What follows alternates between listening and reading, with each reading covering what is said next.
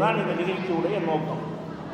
இதில் முழுக்க முழுக்க இஸ்லாம் குறித்து முஸ்லீம் அல்லாத மக்களுக்கு இருக்கிற சந்தேகங்களை போக்குவதுதான் நோக்கம். இஸ்லாத்தை பற்றி பலவிதமான உங்களுக்கு வெறுப்பு இருக்கலாம், மாற்று கருத்து இருக்கலாம். அப்போ உங்களுக்கு அதை பற்றி இஸ்லாம் ஏன் இப்படி செய்கிறது, இஸ்லாம் மார்க்கத்தில் எதற்காக இந்த காரியத்தை செய்கிறார்கள், முஸ்லீம்கள் ஏன் இப்படி நடந்து கொள்கிறார்கள் என்று உங்களுக்கு சில விஷயங்கள் பிடிக்காமல் இருக்கலாம். அதை எங்களிடத்தில் கேட்டு இஸ்லாம் அதை பற்றி என்ன சொல்கிறது என்று தெளிவு பெற்றுக் கொண்டீர்களேயானால் அப்போ ரெண்டு மதத்து மக்களுக்கு மத்தியில் உள்ள அந்த கசப்பு குறைஞ்சிடும். நம்ம சகோதரர்களாக இந்த பழகிறது நீடிக்கும். வேறு வேறு மாநிலங்களில் இருக்கக்கூடியது மாதிரியான கசப்புகள் நம்ம தமிழகத்தில் வராமல் தடுக்கப்படும் என்பதற்காகத்தான் இந்த நிகழ்ச்சியில் உங்களுடைய கேள்விக்கு பதில் சொல்கிற நிகழ்ச்சி. இஸ்லாமிய எந்த சட்டத்தை பற்றி நீங்கள் கேள்வி கேட்கலாம், கொள்கையை பற்றி கேட்கலாம், முஸ்லீம்களுடைய சில நடவடிக்கைகள் உங்களுக்கு பிடிக்காமல் இருந்தால் அதை பற்றி நீங்கள் கேட்கலாம். அப்போ எங்களுடைய வழிபாட்டு முறைகளுக்கு உங்களுக்கு சந்தேகம் இருந்தால், அது உங்களுக்கு பிடிக்காமல் இருந்தால் ஏன் இதை செய்கிறீர்கள் என்று உரிமையோடு நீங்கள் கேட்கலாம். அப்போ இந்த கேள்விகள் மூலமாக தெளிவுபடுத்துறது தான் இந்த நிகழ்ச்சியின் நோக்கமாக இருந்தாலும் ஒரு துவக்கமாக ஒரு சின்ன ஒரு அறிமுகம், இஸ்லாம் தான் என்னங்கிறத ஒரு சின்ன ஒரு அறிமுக உரையை நிகழ்த்திவிட்டு நம்ம கேள்விகளுக்கு போகலாம். இஸ்லாம் என்று சொன்னால் ரெண்டு அடிப்படையில் தான் இஸ்லாம் எங்களுக்கு நிறுவப்பட்டிருக்கிறது. என்ன ரெண்டு அடிப்படை என்று சொன்னால், இந்த அகில உலகத்தையும் படைத்து பராமரித்து நிர்வகிக்கிறவன் ஒரே ஒரு இறைவன் தான், ஒருத்தன் தான் அந்த உலகத்துக்கு கடவுள். நம்பிதான் இஸ்லாம். இஸ்லாத்தின் அடிப்படை என்னன்னு சொன்னால், உலகத்தில் உள்ள எந்த மொழி பேசினாலும், எந்த நாட்டில் இருந்தாலும், எந்த நிறத்தில் அவர்கள் இருந்தாலும், எந்த கலாச்சாரத்தில் இருந்தாலும் அவர்கள் அத்தனை பேரையும் ஒருவன் தான் படைத்திருக்கிறான். அகில உலகத்தையும் படைத்தவன் யாரு? ஒரு இறைவன் தான். இதை நம்பணும். இந்த ஒரு இறைவன்கிற விஷயத்தில் இஸ்லாம் என்ன செய்யலை, காம்ப்ரமைஸ் பண்ணவே இல்லை. இப்போ இஸ்லாத்தின் அடிப்படையில் அந்த அல்லாஹ் என்று நாங்கள் சொல்லக்கூடிய அந்த இறைவனை மட்டும்தான் நாங்கள் வணங்கணும். பெற்றோரை கூட வணங்கக்கூடாது, சூரிய சந்திரனை வணங்கக்கூடாது, பெரியார்களை வணங்க முடியாது, மரங்களை மட்டைகளை வணங்க முடியாது. அப்போ சிலைகளை நாங்கள் வணங்கக்கூடாது, சக்திகளை வணங்கக்கூடாது. இந்த அனைத்தையும் எவன் படைத்து இருக்கிறானோ அவனை வணங்க வேண்டும். இந்த அண்ட சராசரத்தை ஒருத்தன் தானே படைத்தான். இப்போ நம்ம தமிழனுக்கு ஒரு கடவுள், மலையாளிக்கு ஒரு கடவுள் நம்ம சொல்லிக்கொண்டாலும் இந்த பூமிங்கிறது ஒரு உருண்டை தான். இந்த உருண்டையில் இறைவன் போட்ட அந்த உருண்டையில் இந்தியா அமெரிக்காவெல்லாம் கிடையாது. நம்ம தான் ஒரு கோடை போட்டு நினைச்சிருக்கிறோம், இதை பிரிச்சிருக்கிறோமே தவிர இந்த மொத்த பூமியுமே ஒரு பொருள் தான். இந்த ஒரு பொருளை எவன் படைத்தான்? அவன் தான் இறைவன். இந்த ஒரு பொருளை நம்ம என்ன செய்கிறோம், இது எனக்கு அது உனக்கு நம்மளா ஒரு மேப்பில் கோடை போட்டு கொண்டு பிரித்து கொண்டோமே தவிர இறைவனுடைய அந்த பூமியில் பிரிவு இருக்குதா? இல்லை. அப்போ இந்த பூமியை எவன் படைத்தானோ, இந்த சூரியனை எவன் படைத்தானோ, சந்திரனை எவன் படைத்தானோ, கோள்களை எவன் படைத்திருக்கிறானோ, நட்சத்திரங்களை எவன் படைத்திருக்கிறானோ, இந்த அண்ட சராசரங்களை எவன் படைத்திருக்கிறானோ, படைத்தது மாத்திரம் இல்லாமல் தனது நேரடி கண்காணிப்புலையும் கட்டுப்பாட்டிலையும் இவற்றை எவன் இயக்கி கொண்டிருக்கிறானோ, நமக்கு உணவளித்து கொண்டிருக்கிறானோ, நம்முடைய தேவைகளை பூர்த்தி செய்து கொண்டிருக்கிறானோ, இந்த சர்வசக்தி படைத்த ஒரு கடவுள் தான் நமக்கு இருக்கிறான். இதுதான் இஸ்லாம். இந்த ஒரு கடவுள் என்று நம்ம நம்பும் பொழுது என்னவாயிருந்து கேட்டால், நமக்குள்ள வேறுபாடு மறைஞ்சிடும். எல்லாரும் ஒரு கடவுள் நான் ஏற்றுக்கொண்டு வைங்களேன், ஒரே ஒரு கடவுள் தான் என்று சொன்னால் அப்போ நம்ம எல்லாரும் இந்த கடவுளுக்கு அடிமைன்னு ஆயிடும். கடவுள் ஒருத்தன் என்று ஆகிவிட்டால் அப்போ கடவுளுடைய அடிமைகளாக நம்ம எல்லாருமே ஆயிடும். நம்ம எல்லாருமே அடிமைன்னு ஆகும் பொழுது நமக்குள்ள பிறப்பால் உயர்வுதால் வராது. நானும் கடவுளுக்கு அடிமை, நீங்களும் கடவுளுக்கு அடிமை. அப்போ நான் என்ன வசதி, நீ என்ன மட்டம் என்று அந்த ஏற்றதாழ்வு, தீண்டாமை இது எல்லாம் தகர்க்கப்பட வேண்டும் என்று சொன்னால் இந்த அகில உலகத்தையும் படைத்தவன் ஒரே ஒருவன் என்று நம்ம நம்ப வேண்டும்.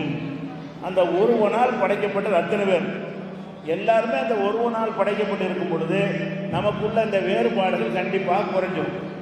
இன்னும் சொல்ல போனால் இந்த மனித குலத்தை பற்றி இஸ்லாம் எப்படி உருவானது என்பதை பற்றி சொல்லும் பொழுது ஒவ்வொருத்தரும் சொல்லக்கூடிய சித்தாந்தத்துக்கு மாற்றமாக ஒரு புதுமையான ஒரு கோட்பாட்டை உலகத்துக்கு வைக்கிறது.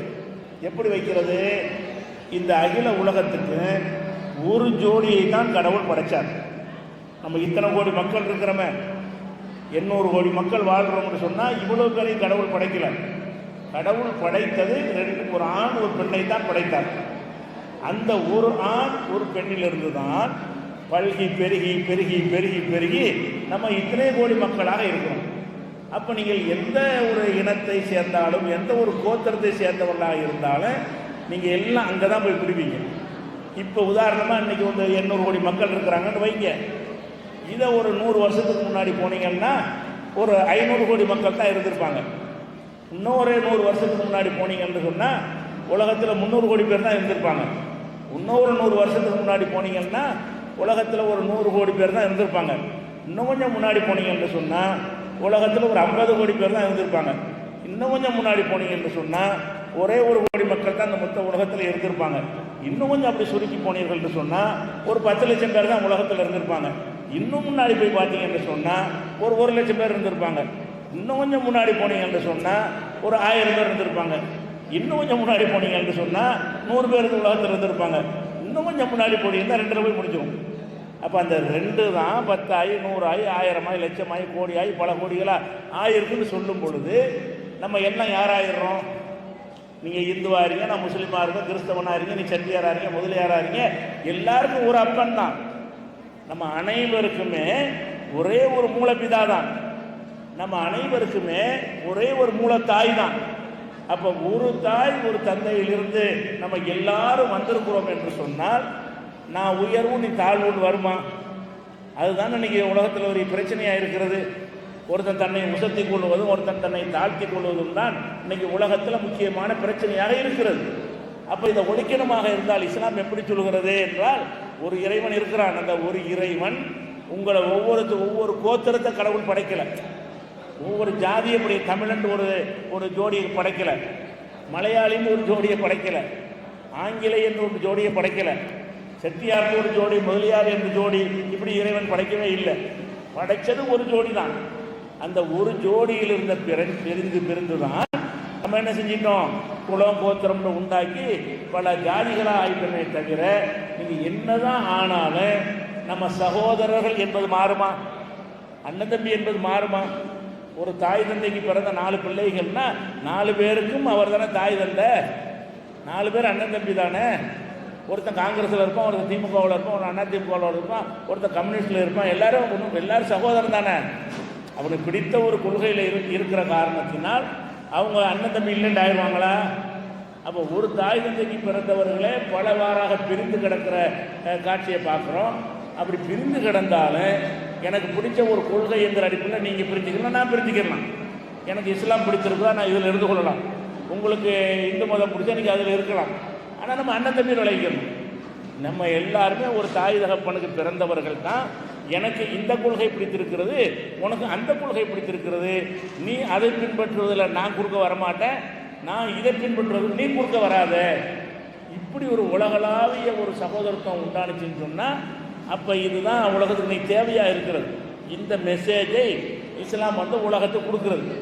நபிகள் நாயகம் காலத்தில் இந்த பிறப்பால் உயர்தளவு கற்பிக்கிற இந்த சாதி வேற்றுமை இருக்கு இல்லையா, தீண்டாமை, இதெல்லாம் ரொம்ப உச்சத்தில் இருந்தது.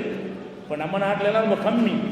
நபிகள் நாயகம் எந்த ஊரில் பிறந்தார்களோ அந்த பகுதியில் இந்த சாதி வேற்றுமை தீண்டாமை வேற்றுமை எல்லாம் ரொம்ப உச்சத்தில் இருந்தது. அவ்வளவு உச்சத்தில் இருந்த ஒரு சமுதாயத்தில் போய் தான் நபிகள் நாயகம் சொன்னாங்க. இதை சொன்னதுனால தான் உயர் சாதி என்று நினைத்தவர்கள் நபிகள் நாயகத்தை அடித்தாங்க, உதைச்சாங்க, கொலை செய்வதற்கு திட்டமிட்டார்கள், ஊரை விட்டு விரட்டினார்கள். இவ்வளவையும் தாங்கி கொண்டு மனிதர்கள் எல்லாம் சமம், எல்லாரும் ஒரு தாய் மக்கள் ஒரு தந்தை மக்கள் என்கிற ஒரு போதனையை முகமது நபி அவர்கள் சொல்லி கடைசியில் எந்த மாதிரி ஆக்கிவிட்டார்கள் தெரியுமா? எல்லா வகையான மாந்தர்களும் ஒரு சம கோட்டில் நிப்பாட்டக்கூடிய அளவுக்கு ஆக்கிவிட்டார்கள். இஸ்லாம் மார்க்கத்தில் இந்த பள்ளிவாசலில் பாங்கு சொல்லி தொழுகைக்கு அழைக்கிறாங்க. அது ஒரு உயர்ந்த ஒரு அந்தஸ்து. இந்த நபிகள் நாயகத்தினுடைய பள்ளிவாசலில் பாங்கு சொல்கிற பொறுப்பு யாருக்கு இருந்தது என்று கேட்டால் பிலால் என்பவருக்கு கொடுத்தாங்க. இந்த பிலால் யாரு? அன்றைக்கு இருந்த மக்களில் வந்து தீண்டத்தகாதவர், தாழ்ந்தவர்.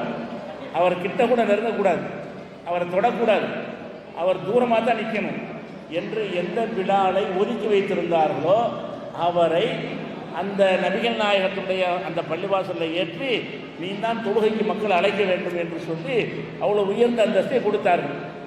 அதே மாதிரி நீங்கள் பள்ளிவாசலில் பார்த்தீங்கன்னா தொழுகையில் ஒரு வரிசையில் நிற்பாங்க. நிற்கும் பொழுது சாதி பார்த்து இனம் பார்த்து நாங்கள் நிற்க மாட்டோம். யார் வர்றாரோ அவர் வரிசை, பின்னாடி வர்றவர் பின்னாடி வரிசை. ஒரு 10 நிறுவனத்துக்கு முதலாளியாக இருப்பார், அவர் தாமதமாக தொழுகைக்கு வருவார். அவர் நிறுவனத்தில் வேலை பார்க்குறவன் வந்து முன்னாடி வந்துடுவான், அவன் வரிசையில் நிற்பான். முதலாளி 2வது வரிசையில் நிற்கணும். லேட்டாக வந்தார் என்று சொன்னால் அவருக்கு எந்த இடம் இருக்குது அதில் நிற்கணுமே தவிர நான் வந்துவிட்டேன் என்று எனக்காக நீங்கள் பராக் சொல்லி வழிவிட்டு அவரை முன்னால் விடுவோமான்னா அவரும் அப்படி கேட்க மாட்டார், நாங்களும் அவர் விட மாட்டோம். அப்போ எப்படி பார்க்குறோம்? கடவுளுக்கு முன்னாடி எல்லாருமே சமம். இதை வந்து இஸ்லாம் வந்து அழுத்தம் திருத்தமாக மக்களுக்கு சொல்கிறது. நம்ம இந்தியாவில் குடியரசுத் தலைவர் ஜனாதிபதிகளாக முஸ்லீம்கள் சில பேர் இருந்திருக்கிறார்கள். ஆரம்பத்தில் ஜாகிர் ஹுசைன் இருந்தார், அவர் நம்ம நாட்டுக்கு ஜனாதிபதியாக இருந்தார். அதுக்கு பிறகு பஹ்ருதீன் அலி அகமது, அவர் ஒரு காலத்தில் ஜனாதிபதியாக இருந்தார். அதுக்கு பிறகு நம்ம அப்துல் கலாம் அவர் ஜனாதிபதியாக இருந்தார். அப்போ இந்த ஜனாதிபதிகளாக இருந்தவர்கள் இந்த பெருநாள் தினத்தில் வந்து ஜும்மா மசூதிக்கு தொலை வருவார்கள். ஜனாதிபதியாக இருக்கிறதுனால ஜும்மா பெருநாள் தொழுகை நடத்துவாங்க இல்லையா, அது டெல்லியில் ஜும்மா மசூதின்னு பெரிய மசூதி இருக்கிறது. அந்த மசூதியில் வந்து பாதி அளவுக்கு தான் கட்டிடம் இருக்கும், மீதி அளவுக்குலாம் திறந்த வெளியாக இருக்கும். கொளுத்துகிற வெயிலில் தான் நின்று தொழுகணும் லேட்டாக வந்தாங்கன்னா. அப்போ இந்த பெருநாள் தொழுகைக்காக வேண்டி ஜாகிர் ஹுசைன் லேட்டாக வந்தார்னா அவர் ரோட்டில் நிற்பார். வேறு இடத்துல அவர் முதல் குடிமகன், அவருக்கு தான் முதல் மரியாதை. ஆனால் பள்ளிவாசலில் வந்தால் என்ன செய்வார்? அவர் தாமதமாக வந்தால் முன்னாடியே மக்கள் அந்த இடத்தை பிடிச்சிக்கிட்டாங்கன்னு சொன்னால் அவருக்கு அங்கே இடம் கிடையாது, அவர் கடைசியில் நிற்கணும். அதே மாதிரி பஹ்ருதீன் அஹ்மத் நின்றார், அதே மாதிரி அப்துல் கலாம் நின்றார். ஏன்னு கேட்டால் இங்கே வந்து நான் ஜனாதிபதி, நான் பெரிய ஆள், நான் முக்கியமான ஆள், எனக்கு முதல்ல உட்கார வைங்க, இப்படி கேட்குற விளையாட்டு கிடையாது. எந்த அளவுக்கு இந்த சமத்துவத்தை சகோதரத்தை இஸ்லாம் ஏற்படுத்துதுன்னு கேட்டால் எல்லாரும் ஒருதாய் மக்கள்ங்கிற ஒரு கருத்தை ஆழமாக எங்களுடைய உள்ளத்தில் அது பதிய வைக்கிறது. இந்த கருத்தை நோக்கி எல்லாரும் இந்த கருத்துக்கு இஸ்லாத்திற்கு வர்றதுக்கு இருக்கும், அதல்ல பிரச்சனை. எல்லாரும் நம்ம ஏன் சகோதரர்கள் புரிந்து கொள்ளக்கூடாது? நீங்கள் என்ன வேண்டாலும் எடுத்துகிட்டு போங்க, நீங்களும் நாங்களும் ஒரு தாய் தந்தையிலேருந்து வந்திருக்கிறோம், மூலப்பிதா ஒருவர் தான். இன்னைக்கு விஞ்ஞானிகள் கண்டுபிடிச்சி அப்படி தான் சொல்கிறாங்க, இந்த உலகம் எல்லாம் வந்து ஒரு ஆப்பிரிக்க தாய் தந்தையிலிருந்து தான் பிறந்தது, பல்கி பெருகியது என்று சொல்லி இந்த ஜீனோம் மரபணு ஆராய்ச்சிக்கு பிறகு கண்டுபிடித்து இப்போ என்ன சொல்கிறாங்க, இந்த உலகம் பூரா பிறந்தது வந்து ஒரு தாய்க்கிருந்து தான். அப்போ நம்ம ஒரு தாய் மக்கள் ஆகும்போது ஒரு தாய் மக்கள்கிட்ட பாட்டெல்லாம் படிக்கிறோம், ஒரு தாய் மக்கள் நாம் என்போன்னு படிக்கிறோமே தவிர ஒரு தாய் மக்கள் மாதிரி நினைக்கிறோமா? ஒரு தாய் மக்களாக நம்ம நடக்கிறோமா? அவன் வேறையாக இருக்கலாம், கொள்கை வேறையாக இருக்கலாம், வழிபாட்டு முறை வேறையாக இருக்கலாம், அது வேறையாக இருந்தாலும் அந்த நம்ம சகோதரன் என்பது மாறலாமா? அதனால வேற ஒரு கொள்கையில் ஒருத்தன் இருக்கிறனால அவரை வெறுக்கலாமா? நீங்கள் ஒரு தாய் தந்தைக்கு பிறந்தவன் திமுக அண்ணா திமுகவில் இருந்து நல்லது கலந்துக்கிறவான்லவன் அண்ணன் தம்பியாக தானே இருப்பான். அப்போ அந்த மாதிரியாக புரிந்து கொள்ளக்கூடிய நிலைமை நமக்கு வரணும் என்பதற்காகத்தான் இந்த ஒரு சின்ன அறிமுறை. இஸ்லாத்தில் பொறுத்த வரைக்கும் ஒரு கடவுள் தான் இருக்கிறாரு, அந்த கடவுள் ஒரு ஜோடியை படைத்தார், அந்த ஒரு ஜோடியிலிருந்து பல்கி பெருகி தான் நம்ம இவ்வளோ மக்களாக வந்திருக்கிறோம், நம்ம எல்லாம் சகோதரர்கள் இப்படிங்கிற ஒரு மெசேஜை உலகத்துக்கு இஸ்லாம் சொல்லுகிறது. இஸ்லாத்தை பற்றி ஒரு சின்ன அறிமுகம். அடுத்ததாக வந்து இந்த கொள்கையை எங்களுக்கு சொன்னது முகமது நபி. அவங்கள வந்து இறைவனுடைய தூதர் என்று சொல்கிறோம். அவங்களுக்கு முன்னாடி இதே மாதிரி பல பேர் இதே கொள்கையை உலகம் பூரா சொல்லியிருக்கிறாங்க. இந்தியாவும் வந்திருக்கிறாங்க, உலகம் பூரா வந்திருக்கிறாங்க. இவங்களெல்லாம் இறை தூதர்கள் என்று சொல்லுவோம். இப்படி இறுதியாக வந்த தூதர் வந்து முகமது நபி. அவங்க இந்த கொள்கையை உலகத்துக்கு எங்களுக்கு சொன்ன தலைவர்னு நினைக்கிறோம். அந்த முகமது நபியை கூட நாங்கள் இறைவன் இடத்துல வைக்க மாட்டோம், அவரை கூட நாங்கள் வணங்க மாட்டோம். முகமது நபி சொல் பேச்சை கேட்டு நடப்போமே தவிர அவரை கூட இறைவனாக கடவுளை ஆக்குவோமான்னா நாங்கள் ஆக்கக்கூடாது. இந்த ஒரு விஷயத்தை இஸ்லாத்தில் நம்பணும். இந்த ரெண்டை நம்பிட்டான்னு சொன்னால் தான் ஒருத்தன் முஸ்லீமாக இருக்க முடியும். அப்போ இந்த ஒரு அடிப்படை இஸ்லாத்தின் செய்தியை உங்களுக்கு சொல்லிவிட்டு நம்ம இப்போ கேள்வி பதில் நிகழ்ச்சி சொல்லணும். அதுக்காக தான் நீங்கள் வந்திருக்கிறீங்க, உரையை கேட்பதற்காக நீங்கள் வரலை. அதனால் நம்ம கேள்வி பதிலுக்கு செல்லலாம். இந்த கேள்வி பதிலை பொறுத்த வரைக்கும் உங்களுக்கு இப்போ அறிவித்த உடனே அவங்க டோக்கன் தருவாங்க. யார் யார் கேள்வி கேட்க விரும்புகிறீங்களோ அவங்க கையை உயர்த்தும் பொழுது உங்களுக்கு என்ன செய்வாங்க, அந்த டோக்கன் தருவாங்க. அந்த டோக்கன் அடிப்படையில் நான் 18ஆம் நம்பர்னா 18ஆம் நம்பர் ஆள் இருந்துச்சுன்னு உங்கள் கேள்வியை கேட்கலாம். இந்த கேள்வி கேட்பதற்கு எந்த விதமான நிபந்தனையும் கிடையாது. திட்டுற மாதிரி கூட நீங்கள் கேட்கலாம். கேள்வி கேட்குறாங்க என்ன செய்யலாம், எங்களை திட்டுற மாதிரி கோவப்படுத்துகிற மாதிரி கூட என்ன செய்யுங்க, நீங்கள் கேள்வி கேட்கலாம். எந்த மாதிரி கேள்வி கேட்பதற்கும் உங்களுக்கு அனுமதி இருக்கிறது. ஆனால் முஸ்லீம் அல்லாத மக்களுக்கு மட்டும்தான் இருக்கிறது. முஸ்லீம்கள் யாரும் டோக்கன் வாங்கவும் கூடாது, தரவும் மாட்டோம். கேள்வி யார் மட்டும்தான் கேட்கணும். ஏன்னா முஸ்லீம்கள் இஸ்லாத்தை அறிஞ்சிக்கிற வாய்ப்புகளுக்கு நிறைய இருக்குது, நிறைய வாய்ப்புகள் இருக்குது. அதில் போய் அறிஞ்சிக்கிறீங்க. இதில் என்னென்னு கேட்டால், முஸ்லீம் அல்லாத நம்முடைய சகோதரர்கள் இஸ்லாத்தை பற்றி எந்த மாதிரியான புரிதலில் இருக்கிறாங்க என்பதற்காகத்தான் இந்த நிகழ்ச்சி நடத்துறதுனால முஸ்லீம் அல்லாத சகோதரர்கள் சகோதரிகள் நீங்கள் எந்த மாதிரி கேள்வி கேட்க விரும்பினாலும் கேட்கலாம். இது ஒரு விஷயம். அதுபோக இந்த கேள்வி கேட்கும் பொழுது இந்த சபையில் இருக்கிற எந்த ஒரு முஸ்லீமும் கேள்வி கேட்பவர்கள் டிஸ்டர்ப் பண்ண மாட்டார். நான் தான் பதில் சொல்லுவேனே தவிர யாரும் எந்த வாய் திறக்க மாட்டார்கள். அதை நீங்கள் எந்த ஒரு தயக்கம் இல்லாமல் என்ன செய்யலாம், நீங்கள் கேள்வி கேட்கணும். இஸ்லாத்தை பற்றி, முஸ்லீம்களை பற்றி, எங்களுடைய கொள்கையை பற்றி, கோட்பாடை பற்றி, சில விஷயங்கள் உங்களுக்கு பிடிக்காமல் இருக்கும் எங்கள்கிட்ட, அதை பற்றி கூட நீங்கள் என்ன செய்யலாம். எவ்வளோ பெரிய கடுமையான வார்த்தைகளை சொல்லி நீங்கள் கேள்வி கேட்டாலும் நாங்கள் அறிவுபூர்வமாக நீங்கள் புரிந்து கொள்கிற வகையில் நாங்கள் விளக்க சொல்லணும். எங்கள்கிட்ட தப்பு இருக்குன்னு சொன்னால் நீங்கள் சொல்கிற கரெக்டு தான், நாங்கள் எங்களை மாற்றிக்கிறோன்னு கூட உங்கள்கிட்ட சொல்லிடுவோம். நீங்கள் தப்பாக வளைக்கிறீங்கன்னு சொன்னால் இந்த விஷயத்தை தப்பாக புரிஞ்சுக்கிட்டீங்க என்று உங்களுக்கு புரிய வைக்கும். அப்போ இந்த நிகழ்ச்சியில் அறிவித்த பிறகு டோக்கன் தருவார்கள். டோக்கன் தந்தவர்களுக்கு என்ன செய்யும், அவங்களுக்கு கேள்வி கேட்குற உரிமை இருக்கிறது. அவங்க கேள்வி கேட்கலாம். கொடுத்துடலாமா டோக்கனு? யார் டோக்கன் கொடுக்குறா? டோக்கன் முஸ்லீம்களுக்கு கொடுத்துடாதீங்க. முஸ்லீம் அல்லாத சகோதரர் டோக்கன் கொடுங்க.